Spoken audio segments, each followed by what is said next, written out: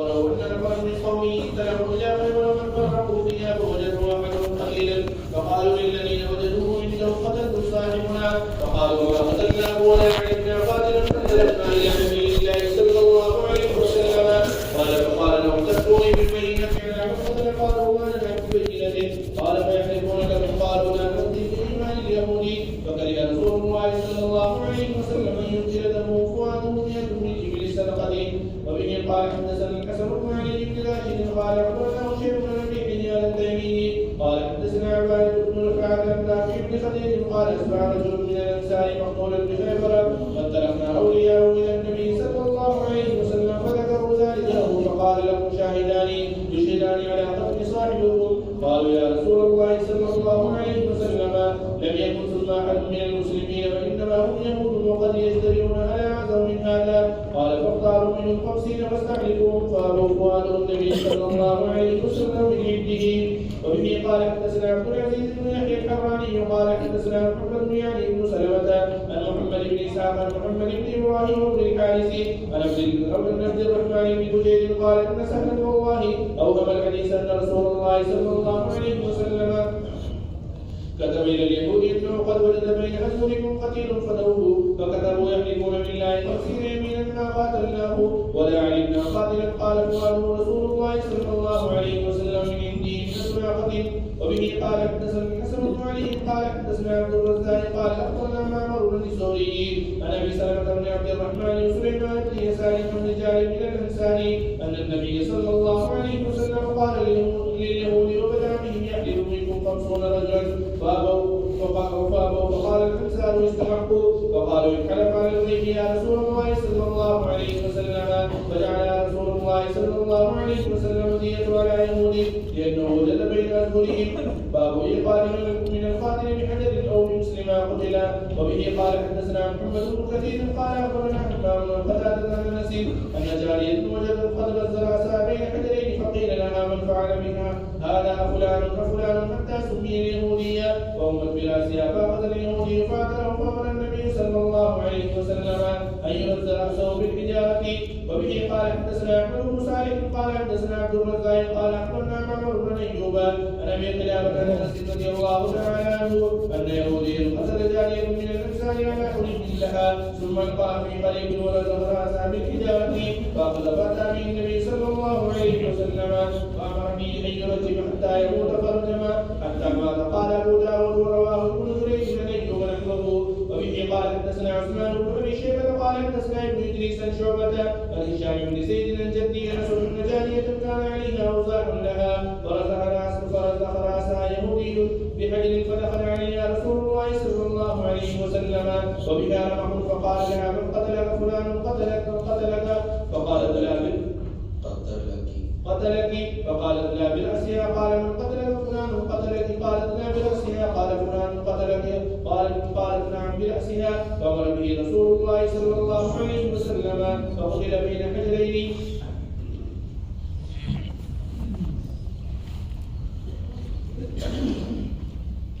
حدثنا أحمد بن عمرو بن السرحي ये रिवायत गुज़िश्ता कल इसका तर्जुमा हुआ था। इस रिवायत में और ऊपर वाली रिवायत में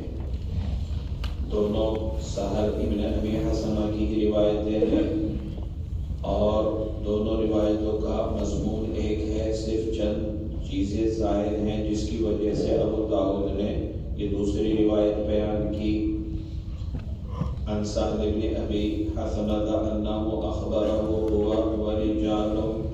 मिन कुबरा'i क़ौमिही अन्न अब्दुल्लाह इब्न सहल व मुहय्यसा ख़रजा इला ख़ैबर मिन जुहदin असाबहुम। सहल इब्न अबी हसना और वो जो अपनी कौम में पढ़ा था उसने खबर दी कि अब्दुल्ला इब्न सहल और मुहय्यसा दोनों खैबर की तरफ निकले किसी ज़रूरत से। ऊपर वाली रिवायत में मकसद बयान नहीं किया था कि आया ये खैबर क्यों गए थे, तो यहाँ पर बयान किया कि अपने किसी ज़रूरत से और अपने किसी काम से गए थे।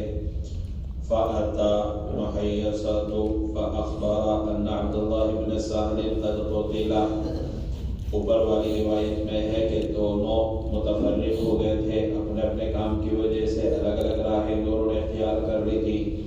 جب محیصہ واپس آئے تو انہیں پتہ چلا کہ عبداللہ ابن سہل کا قتل کر دیا گیا۔ وَطُرِحَ فِي فَقِيرٍ أَوْ عَيْنٍ، اور ان کو کسی کنویں میں یا پانی کے چشمے میں پھینک دیا گیا۔ فقیر اس کا اطلاق کنویں پر بھی ہوتا ہے،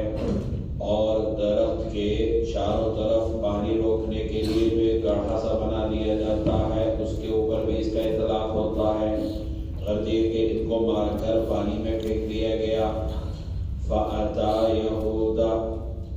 اوپر والی روایت میں اس کا تذکرہ نہیں، یہاں پر تذکرہ ہے کہ محیصہ عبداللہ کے قتل کے بعد یہود کے پاس پہنچے۔ اوپر والی روایت میں اس کا تذکرہ نہیں تھا،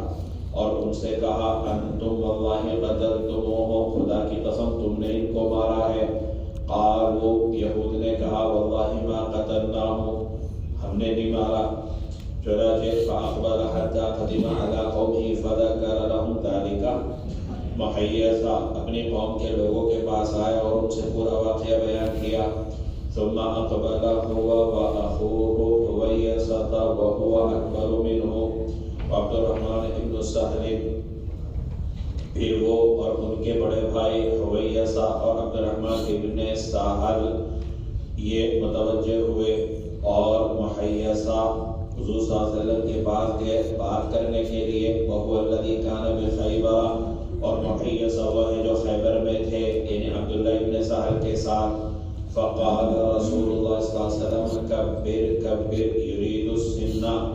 حضور صلی اللہ علیہ وسلم فرمایا کہ بڑے کا خیال کر، یعنی عمر کے اعتبار سے۔ فتکلم حویصہ ثم تکلم محیصہ، تو حویصہ نے اور پھر محیصہ نے بات کی۔ اوپر والی روایت میں یہ ہے کہ عبد الرحمن ابن سہل نے جب بات شروع کی تو حضور صلی اللہ علیہ وسلم نے فرمایا، کیونکہ یہ ان تینوں میں سب سے چھوٹے تھے، کہ بڑے کے بولنے دو، بڑے کو بات کرنے کا موقع دو۔ اور یہاں پر یہ ہے کہ محیصہ نے جب بات شروع کی تو حضور صلی اللہ علیہ وسلم فرمایا کبر کبر، کیونکہ ان سے بڑے بھائی حویصہ موجود تھے۔ بظاہر تعارض معلوم ہوتا ہے کہ وہاں یہ جملہ عبد الرحمن کے بارے میں تھا اور یہاں محیصہ کے بارے میں، اس میں کوئی تعارض نہیں۔ ہو سکتا ہے پہلے عبد الرحمن نے بات شروع کی ہو تو آپ نے ان کو ٹوکا ہو کوئی بڑے کو بات کرنے دو، اب محیصہ نے بات شروع کی تو پھر ان کو بھی ٹوکا، کوئی تمہارے بھی بڑے موجود ہیں لہذا ان کو بات کرنے دو، تو کوئی تعارض اس میں نہیں۔ پہلے حویصہ نے بات شروع کی، اور چونکہ اس اصل واقعہ جو کہ یہ عبداللہ ابن سہل کے ساتھ محیصہ موجود تھے اور پھر دونوں الگ الگ ہوئے اور پھر یہی وہاں پر واپس آئے اور انہوں نے لاش کو دیکھا، تو انہوں نے حضور صلی اللہ علیہ وسلم کو پھر پورا واقعہ بیان کیا۔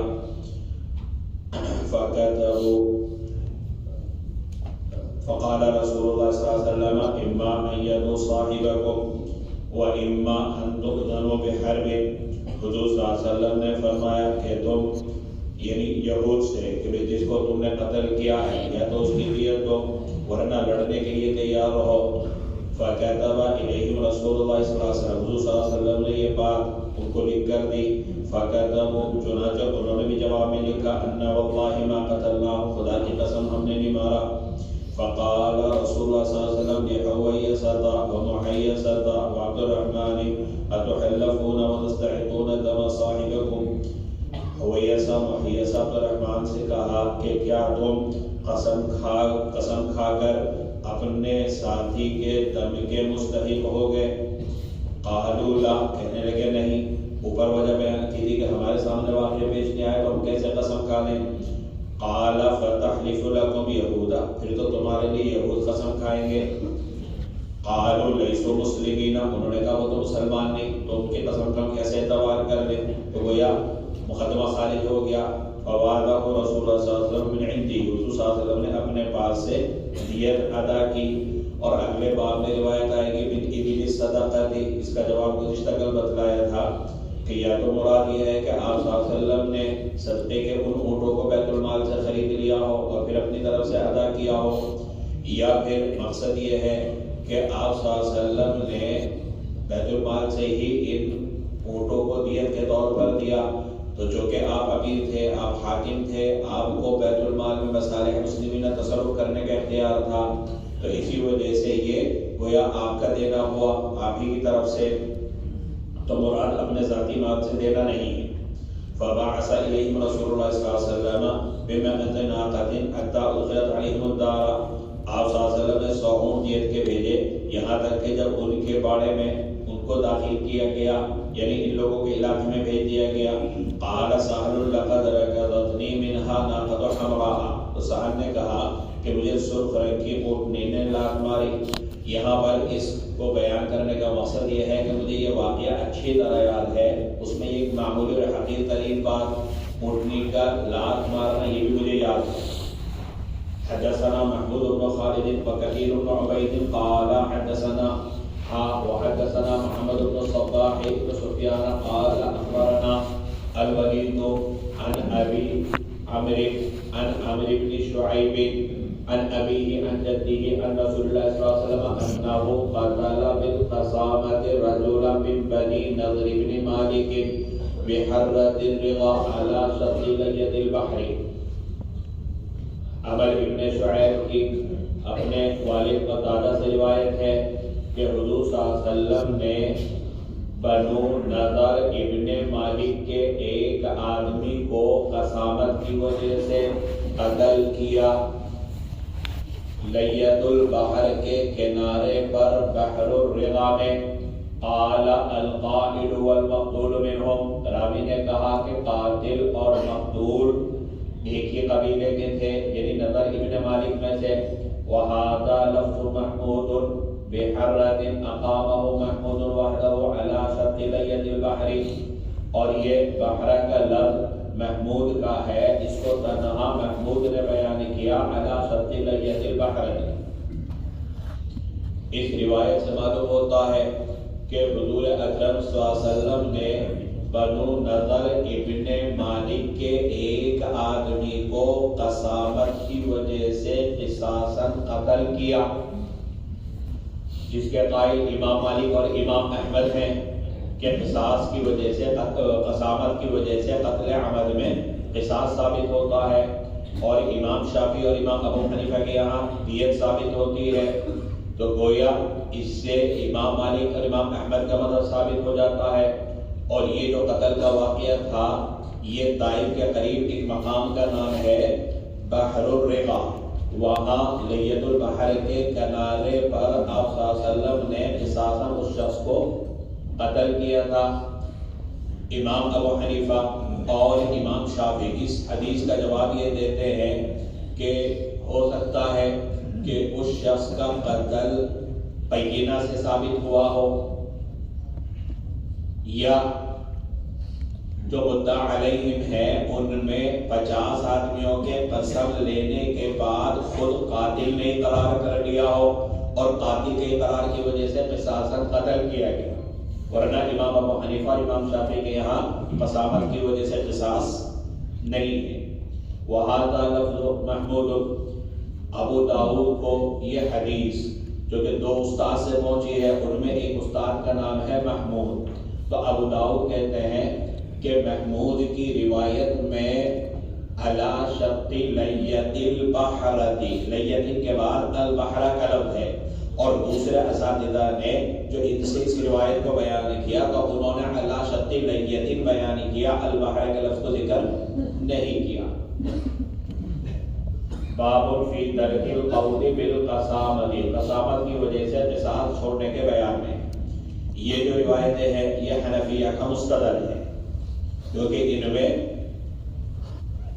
حضور صلی اللہ علیہ وسلم نے ایک تو قسم کی ابتدا کس کی طرف سے ہو،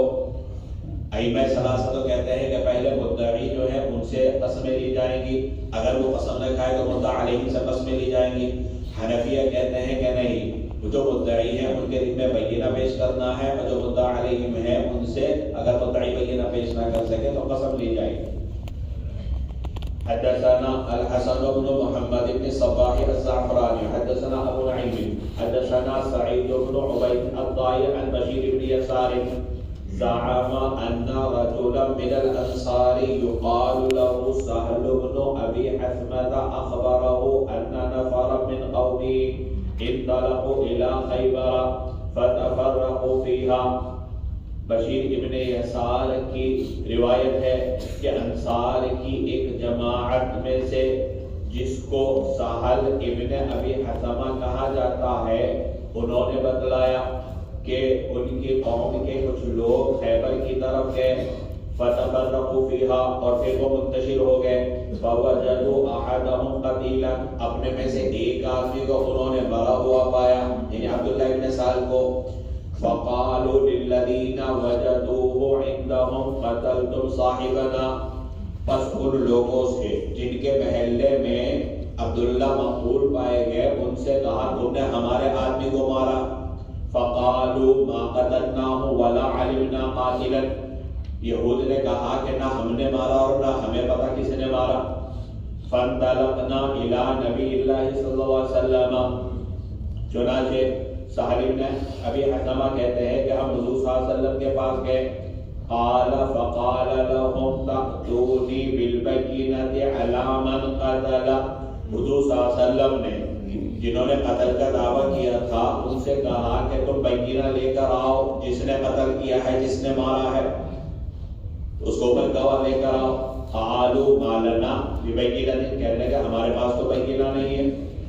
اور ماقبل کی روایات گزر چکی ہے، انہوں نے کہا ہم وہاں تھے ہی نہیں تو اس لیے بینہ بھی نہیں، قال فیحلفون لکم، تو آپ صادر فرمایا کہ تمہارے لیے وہ یعنی یہود قسم کھائیں گے، تو دیکھیں اس میں قسم کا جو مطالبہ ہے، قسم کھانے کا جو تذکرہ ہے وہ مدعا علیہم سے ہے، قالوا لا نرضى بأيمان اليهود، تو ان مسلمانوں نے کہا کہ یہود کی قسم کے اوپر تو ہم راضی نہیں، فَكَرِهَ رسول اللہ صلی اللہ علیہ وسلم أَن يَبْطُلَ دَمُهُ، حضور صلی اللہ علیہ وسلم نے ایک خون کے رائے کا جاننے کو ناپسند کیا، وجہ اس کی یہ ہے کہ یہاں پر دو ہی اختیار تھے، یا تو مدعی بینہ پیش کرتے یا مدعا علیہم سے قسم لینے پر تیار ہو گئے، اور وہ دھونے پر تیار نہیں ہوئے کہ بینہ ان کے پاس تھا نہیں، اور مدعا علیہم کے بارے میں کہا کہ یہ تو کفار ہیں، ہم ان کی گواہ ان کے قسموں کو کیسے اعتبار کر لیں، تو مقدمہ خارج ہو گیا، جب مقدمہ خارج ہو گیا تو ظاہر سی بات ہے مقتول کی وجہ سے کچھ نہیں ملے گا، تو آپ نے اس کو ناپسند سمجھا کر کچھ نہ ملے، چنانچہ حضور صلی اللہ علیہ وسلم نے پھر دیت عطا فرمائی 100 اونٹ من ابل صدقاتی، اور ماقبل کی روایات میں من عندی ہی ہے، دونوں میں تدبیر کی صورت کو بیان کر دیا۔ حدثنا الحسن بن علي بن راشد اخبرنا هشيم عن ابي حيان التيمي حدثنا عباية بن رفاعة عن رافع بن خديج قال أصبح رجل من الأنصار مقتولا بخيبر، فانطلق أولياؤه إلى النبي صلى الله عليه وسلم فذكروا ذلك له، فقال لكم شاهدان يشهدان على قتل صاحبكم۔ رافع کی روایت ہے کہ انصار کا ایک آدمی مارا گیا خیبر میں، ان کے ساتھی حضور صلی اللہ علیہ وسلم کے پاس گئے اور پورا واقعہ بیان کیا، حضور صلی اللہ علیہ وسلم نے فرمایا کہ تمہارے پاس 2 گواہ ہیں جو تمہارے ساتھی کے قتل پر گواہی دیں، قالوا یا رسول اللہ لم یکن ثم احد من المسلمین، انہوں نے کہا کہ یا رسول اللہ وہاں تو کوئی مسلمان تھا ہی نہیں، وانما هم یہود، وہاں تو صرف یہود موجود تھے، ہم مسلمانوں میں سے کوئی نہیں تھا، وقد یجترئون علی اعظم من هذا، وہ اس قتل کے علاوہ اور بھی بڑے بڑی چیزوں کے اوپر جڑی ہے، قال فاختاروا منهم 50 فاستحلفوهم، تو حضور صلی اللہ علیہ وسلم فرمایا پھر تو ان یہود میں سے ان مدعا علیہم میں سے قسم کے لیے اختیار کر لو، ان کو قسم دلاؤ، یعنی تم منتخب کرو کون کون قسم کھائے گا، قسم تو یہی لوگ کھائیں گے جو مدعا علیہم ہیں،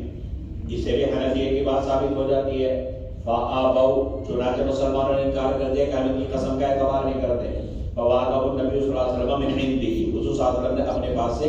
دیت عطا فرمائی۔ حدثنا عبد العزيز بن يحيى الحراني حدثنا محمد يعني بن سلمة عن محمد بن اسحاق عن محمد بن ابراهيم بن حارث عن عبد الرحمن بن بجيد قال ان سهلا والله اوهم الحديث، عبد الرحمن ابن بجید کہتے ہیں کہ خدا کی قسم سہل کو حدیث میں وہم ہوا، ان رسول اللہ صلی اللہ علیہ وسلم كتب الى اليهود انه قد وجد بين اظهركم قتيل فدوه، نبی کریم صلی اللہ علیہ وسلم نے یہود کو لکھا کہ تمہارے درمیان ایک آدمی مارا گیا ہے لہذا فدیہ دو. فَكَتَبُوا يَحْلِفُونَ بِاللَّهِ 50 يَمِينًا مَا قَتَلْنَاهُ وَمَا عَلِمْنَا قَاتِلًا. انہوں نے لکھا کہ قسم کھا ہم 50 قسمیں کھا کر کہتے ہیں کہ نہ ہم نے مارا اور نہ ہمیں پتہ کس نے مارا. قال فوعده رسول اللہ صلی اللہ علیہ وسلم من عنده 100 ناقة. حضور صلی اللہ علیہ وسلم نے اپنے پاس سے 100 اونٹنیاں عطا کی دیت کے طور پر. اس روایت میں عبد الرحمن ابن بجیل کہتے ہیں کہ سہل ابن ابی حثمہ کو حدیث بیان کرنے میں اس واقعے کو بیان کرنے میں وہم ہوا ہے.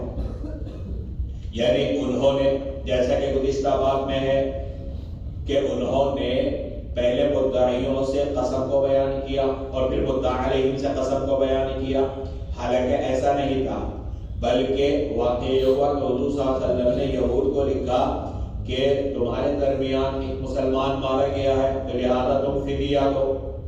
اب انہوں نے جواب میں خط لکھا کہ ہم 50 قسمیں کھا کر کہتے ہیں کہ نہ ہم نے مارا نہ ہمیں پتا کس نے مارا. تو اب یہاں پر بھی دیکھیے کہ قسموں کا جو تذکرہ ہے وہ مدعی علیہم سے ہے. اور عبد الرحمن ابن بجیل کہتے ہیں کہ ماقبل کے باب میں جو مدعیوں سے قسم کا تذکرہ تھا یہ سہل ابن ابی حثمہ کو وہم ہوا اور وہی علم ثلاثہ کا مستدل تھا. تو اس سے معلوم ہوتا ہے کہ قسم کا جو مطالبہ ہے وہ صرف مدعی علیہم سے اور مدعیوں سے بینہ کا مطالبہ ہے جیسے کہ ماقبل کی روایت سے معلوم ہوا. اور عبد الرحمن ابن بجیل کے شاگرد ہیں محمد ابن ابراہیم. یہ کہتے ہیں ان کا قول اصابہ کے اندر نقل کیا کہ ہمارے استاد عبد الرحمن ابن بجیل علم میں سہل ابن ابی حثمہ سے پڑھ کر ہیں اگرچہ سہل عمر میں پڑھے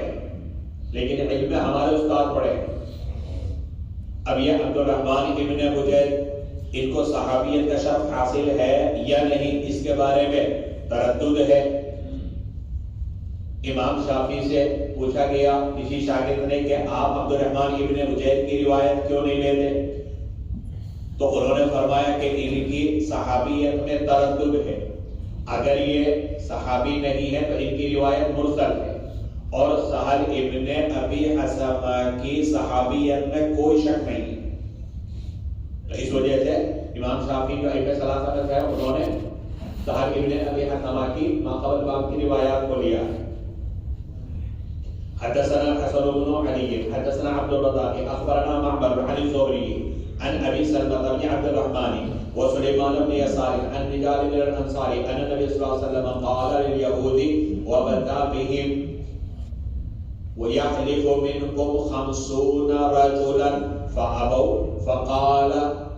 فقال للانصار استحقوا فقالوا انحلف على الغيب يا رسول الله فجعلها رسول الله صلى الله عليه وسلم دية على يهود لأنه وجد بين أظهرهم. سلیمان ابن یسار انہوں نے صحابہ کی جماعت سے اس کو روایت کیا فرمایا کہ آپ صلی اللہ علیہ وسلم نے یہود سے کہا وَبَتَابِهِمْ اور ان سے قسم کی ابتدا کرتے ہوئے کہ تم میں سے 50 آدمی قسم کھائے فَأَبَوْا چنانچہ مسلمانوں نے ان کی قسم ماننے سے انکار کر دیا تو حضور صلی اللہ علیہ وسلم نے انصار سے کہا استحقوها تو پھر تم ثابت کرو. اگر تمہارے پاس بینہ بھی نہیں ہے تو ان سے قسم کھلوانے کو بھی تیار نہیں ہو تو کیا تم یہ چاہتے ہو کہ تم قسم کھاؤ گے. قالوا انحلف علی الغیب یا رسول اللہ کیا غیب پر ہم قسم کھائیں یعنی ہم میں سے کوئی بات تھا نہیں تو ہم کیسے بتلا سکتے ہیں کہ کس نے مارا تو ہم کیسے قسم کھا سکتے ہیں. تو حضور صلی اللہ علیہ وسلم نے یہود پر جو کہ ان کے محلے میں آدمی مرا ہوا پایا گیا دیت کو مقرر کیا. اسی وجہ سے امام ابو حنیفہ اور امام شافعی کہتے ہیں کہ قسامت کی وجہ سے دیت واجب ہوتی ہے. باب ایقاد من القاتل بحجر او بمثل ما قتل کیا قاتل کو پتھر سے یا جیسے قتل کیا ویسے قتل کیا جائے گا حدثنا محمد بن كثير اخبرنا حمام عن قتادة عن انس ان جارية وجدت قد رز رأسها بين حجرين فقيل لها من فعل بك هذا افلان. حضرت انس کی روایت ہے کہ ایک لڑکی پائی گئی اس حال میں کہ اس کا سر دو پتھروں کے درمیان کچلا ہوا تھا. اس سے کہا گیا کہ تیرے ساتھ کس نے کیا؟ کیا فلاں نے، کیا فلاں نے. حتیٰ سمی الیہودیہ، یہاں تک ایک یہودی کا نام لیا گیا. فاومت براسیہ، اس نے سر سے اشارہ کر دیا. فاخذ الیہودیہ، چنانچہ یہودی کو پکڑا گیا. فاعترف، اس نے بھی اپنے جرم کا اعتراف کر لیا. فامر النبی صلی اللہ علیہ وسلم ان يرد رأسه بالحجارة، حضور صلی اللہ علیہ وسلم نے پتھر سے اس کے سر کچلنے کا حکم دیا. حدثنا احمد بن صالح حدثنا عبد الرزاق اخبرنا معمر عن ایوب عن ابي قلابة عن انس ان یہودیا قتل جاریة من الانصار على حلي لها. حضرت انس کی روایت ہے کہ ایک یہودی نے ایک انصاری لڑکی کو علی حلی لہا، اس کے زیور کی وجہ سے قتل کر دیا. ثم القاها فی قلیب، پھر اس کو کنویں میں پھینک دیا. ورضع رأسها بالحجارة، اور پتھر سے اس کا سر کچل دیا. فأخذ، وہ یہودی پکڑا گیا. فأتي به النبي صلی اللہ علیہ وسلم، پھر حضور صلی اللہ علیہ وسلم کے پاس لایا گیا. فأمر به أن يرجم حتى يموت فرجم حتى مات. حضور صلی اللہ علیہ وسلم نے حکم دیا کہ اس کو سنسار کیا جائے یہاں تک کہ مر جائے. چنانچہ سنسار کیا گیا یہاں تک کہ مر گیا. قال ابو داؤد رواہ ابن جرید عن ایوب نحوہ. ابو داؤد کہتے ہیں کہ ابن جرید نے بھی ایوب سے اسی طرح کی روایت بیان کی. حدثنا عثمان بن ابی شیبہ حدثنا ابن ادریس عن شعبہ عن ہشام بن زید عن جدہ انس ان جاریہ کان علیہا اوضاع لہا، کہ ایک بادی، ایک لڑکی کہ جس کے بدن پر زیور تھے. فرضع رأسها یہودی بحجر، ایک یہودی نے اس کا سر پتھر سے کچل دیا. فدخل علیہا رسول اللہ صلی اللہ علیہ وسلم، حضور صلی اللہ علیہ وسلم اس لڑکی کے پاس گئے. وبها رمق، اس میں زندگی کی رمق باقی تھی، ابھی مری نہیں تھی. فقال لها من قتلك؟ فلان قتلك. آپ نے پوچھا کہ تجھے کس نے مارا؟ فلاں نے مارا. فقالت لا برأسها، زبان سے اس نے کچھ نہیں کہا لیکن سر سے کہنے لگی نہیں. قال من قتلك؟ فلان قتلك. دوبارہ پھر آپ نے پوچھا. قالت لا برأسها، پھر اس نے منع کر دیا. قال فلان قتلك؟ قالت نعم برأسها. پھر آپ نے پوچھا فلاں نے قتل کیا؟ کہنے لگی ہاں، یعنی سر کے اشارے سے. فامر بها رسول اللہ صلی اللہ علیہ وسلم، آپ صلی اللہ علیہ وسلم نے اس کے بارے میں حکم دیا. چنانچہ وہ دو پتھروں کے درمیان قتل کیا گیا، یعنی اس کا سر بھی اسی طریقے سے کچلا گیا. یہاں پر باب یہ قائم کیا گیا کہ اگر کسی شخص نے قتل کیا ہے تو کیا قصاص میں جس طرح قتل کیا قاتل کو بھی اسی طرح قتل کیا جائے گا؟ کسی نے لاٹھیاں مار مار کر قتل کر دیا تو کیا اسے بھی لاٹھیاں مار مار کر قتل کیا جائے گا؟ پتھر مار مار کر ہلاک کر دیا تو کیا اسے بھی پتھر مار مار کر ہلاک کیا جائے گا؟ جلا کر مار دیا تو کیا جلا کر مارا جائے گا؟ ائمہ ثلاثہ اس بات کے قائل ہے جیسا قاتل نے کیا ویسا ہی اس کے ساتھ کیا جا سکتا ہے. اور یہ سب روایات ان کا مستدل، کیونکہ ان روایات کا ایک ہی واقعہ تین روایتوں میں بیان کیا کہ ایک انصاری لڑکی جو زیور پہنے ہوئی تھی، جیسا کہ تیسری روایت میں اوضاع وضع، چاندی کے زیور کو کہا جاتا ہے، تو اس نے چاندی کا زیور پہن رکھا تھا. اور یہاں دوسری روایت میں ہے علی خلق اللہ، کہ جو قتل ہوا وہ زیور ہی کی وجہ سے ہوا، لوٹ پاٹ کے ارادے سے ہوا. اور اب یہ بتا رہے تھے کسی نے لوٹا، لہذا اس کا ثبوت مٹانے کے لیے سر کچل دیا اور پھر اس کو کنویں کے اندر پھینک دیا. جب حضور صلی اللہ علیہ وسلم کو پتہ چلا، تیسری روایت سے معلوم ہوتا ہے کہ آپ صلی اللہ علیہ وسلم جو ہے وہاں پر خود تشریف لے گئے. اس کے اندر ابھی زندگی کی رمق باقی تھی. ایک ایک کا نام لے کر پوچھا کہ کیا فلاں نے مارا فلاں نے مارا، وہ منع کرتی رہی، زبان سے تو کچھ نہ کہہ سکتی، شدید زخمی تھی لیکن سر سے اشارہ کرتی رہی۔ اگر ہمارے علاقے کا عرف ہوگا تو ایسے منع کرے گی، اور اگر حیدرآباد ہوگی اور اس بات کا تو وہاں جیسا کہ عرف ہو تو اس نے سر سے اشارہ کیا۔ پھر تیسری مرتبہ پوچھا تو آپ صلی اللہ علیہ وسلم نے اتفاق سے اسی کا نام دے دیا کہ جس نے اس کو مارا تھا تو اس نے مثبت میں جواب دیا، تو آپ صلی اللہ علیہ وسلم نے اس کو بھی اسی طریقے سے پتھروں سے مار مار کر ہلاک کرنے کا حکم دیا۔ تو اس سے ائمہ ثلاثہ نے استدلال کیا کہ جیسا قاتل نے کیا قصاصاً اس کے ساتھ ویسا ہی کیا جا سکتا ہے۔ احناف یہ کہتے ہیں کہ قصاص صرف تلوار کے ذریعے ہو، اس نے چاہے جیسے مارا، اس کی صرف تلوار سے گردن اڑے، کیونکہ نعمان ابن بشیر کی روایت ہے جس کو امام طحاوی نے بیان کیا، لا قوت الا بالسیف، اور ایک روایت میں ہے لا قوت الا بحدیدۃ، قصاص نہیں مگر لوہے کے ذریعے، لوہے سے مراد تلوار۔ تو کہتی ہے کہ کیونکہ لا قوت الا بالسیف نعمان ابن بشیر کی روایت ہے، تو اس لیے احناف یہ کہتے ہیں کہ صرف تلوار ہی کے ذریعے قصاص ہوگا۔ اگر لاٹھیوں سے مار مار کر ہلاک کر دیا یا پتھروں سے مار مار کر ہلاک کر دیا تو باقی کے ساتھ ویسا نہیں کیا جائے گا، بلکہ تلوار کے ذریعے اس سے قصاص کیا جائے گا۔ تو ایک اعتبار سے یہ روایت جتنی اس باب کے اندر بیان کی گئی ہے وہ احناف کے خلاف ہے، اور ایک اعتبار سے اگر دیکھا جائے تو امام ابو حنیفہ کے خلاف ہیں، صاحبین اور ائمہ ثلاثہ کے مطابق ہیں۔ امام صاحب کے یہاں اگر کوئی بھاری چیز مار کر کسی کو ہلاک کر دیا تو وہ شبہ عمد ہے، قتل عمد نہیں، اور صاحبین اور ائمہ ثلاثہ کے یہاں وہ قتل عمد ہے،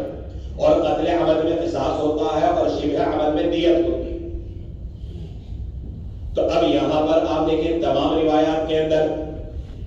پتھروں سے مار کر ہلاک کرنے کا انتظام کا ذکر ہے۔ احناف اس کا جواب یہ دیتے ہیں کہ یا تو اس کو تعزیر سیاستاً پتھر مار مار کر ہلاک کیا گیا، یا اگر یہ شبہ عمد ہے تو جو کہ اس نے رہزنی کی ہے وہ قطاع الطریق ہے، اور قطاع الطریق کے بارے میں بھی حکم ہے قتل کرنے کا، تو اسی لیے آپ صلی اللہ علیہ وسلم کی طرف سے اس کا قتل کرنا پایا گیا۔